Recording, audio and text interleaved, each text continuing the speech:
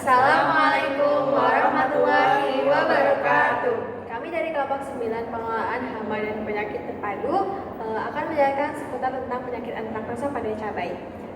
Berikut videonya. Pada budidaya tanaman cabai, terdapat beberapa faktor yang dapat menurunkan hasil produksi cabai. Salah satunya itu adanya serangan dari organisme pengganggu tanaman. Serangan OPT ini dapat dihasilkan dari serangan hama, gulma, maupun patogen. Salah satu penyakit yang ditemukan pada tanaman cabai adalah penyakit antraknosa. Antraknosa merupakan penyakit utama yang terdapat pada tanaman cabai yang disebabkan adanya infeksi dari jamur Coleotrichum capsicum. Penyakit antraknosa ini dapat menyerang tanaman cabai yang dimulai dari bercak dan mati pada batang.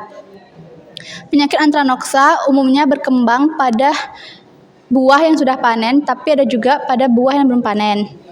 Penyakit antraknosa dapat terjadi pada saat musim hujan, yang dimana menyebabkan produksi dari tanaman cabai tersebut menurun sehingga menyebabkan petani mengalami kerugian sekitar 80-90%. Penyakit antraknosa ini disebabkan oleh jamur Coleotrichum yang dibawa oleh angin dan air. Biasanya kalau misalnya dari air, dia adalah cipratan dari air hujan yang jatuh ke mulsa, kemudian terciprat dan jatuh di buah.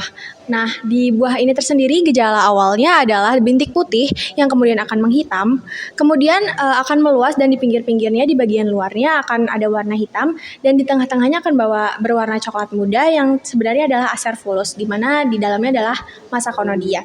Kemudian penyakit ini biasanya dibawa oleh air dan angin yang kemudian diperparah dengan adanya kelembaban udara yang tinggi.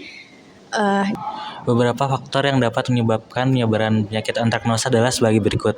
Yang pertama adalah kelembapan. Jamur antraknosa membutuhkan kelembapan yang tinggi untuk berkembang biak dan menyebar.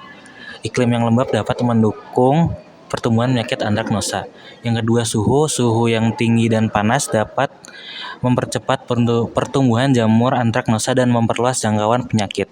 Yang ketiga, kehadiran inang. Tanaman inang yang rentan terhadap penyakit antraknosa akan memengaruhi sebaran penyakit ini. Tanaman terinfeksi menjadi sumber penularan bagi tanaman lain di sekitarnya.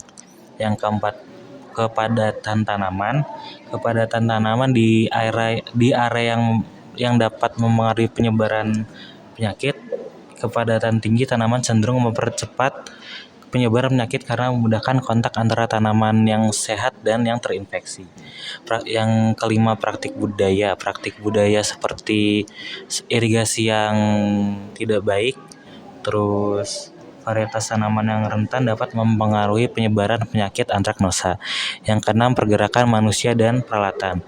Penyebaran penyakit juga dapat terjadi melalui pergerakan manusia dan peralatan pertanian yang terkontaminasi. Selanjutnya adalah pengelolaan terpadu terhadap penyakit antraknosa pada cabai. Pengelolaan terpadu dapat dilakukan dengan 2 tahap, yaitu yang pertama tahap preventif atau pencegahan, dan yang kedua adalah tahap kuratif atau pengobatan saat jamur Coleotrichum telah menyerang cabai.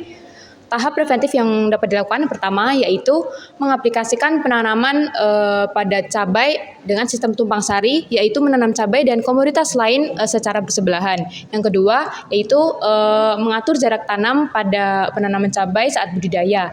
Yang ketiga dapat mengolah tanah sebelum melakukan budidaya dengan cara dibajak atau dicangkul supaya konidia dari jamur Coleotrichum dapat hancur atau mati sebelum melakukan budidaya cabai. Langkah keempat yaitu melakukan rotasi tanaman dengan menggunakan komoditas yang bukan sefamili dengan cabai. Hal ini dilakukan supaya perkembangan dari jamur Coleotrichum tidak menyebar dalam satu tanaman inang. Selanjutnya yaitu pengelolaan terpadu secara kuratif. Yang pertama yang dapat dilakukan adalah penggunaan agen hayati yaitu Trichoderma spp yang terbukti oleh beberapa penelitian telah membunuh perkembangan dari jamur patogen. Salah satunya adalah Coleotrichum capsicum.